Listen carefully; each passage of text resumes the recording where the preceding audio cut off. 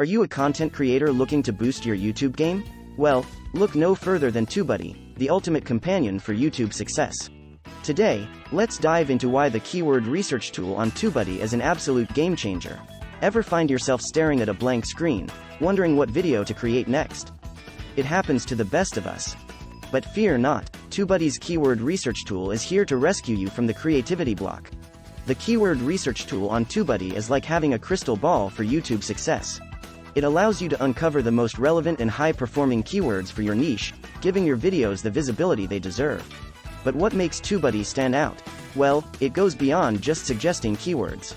Tubebuddy provides you with valuable insights, such as search volume, competition, and optimization strength. It's like having a personal YouTube strategist guiding you every step of the way. Imagine this. You're about to create a video on travel tips.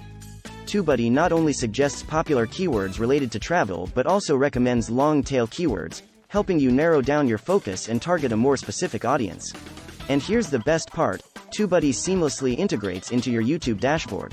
No need to switch between tabs or juggle multiple tools.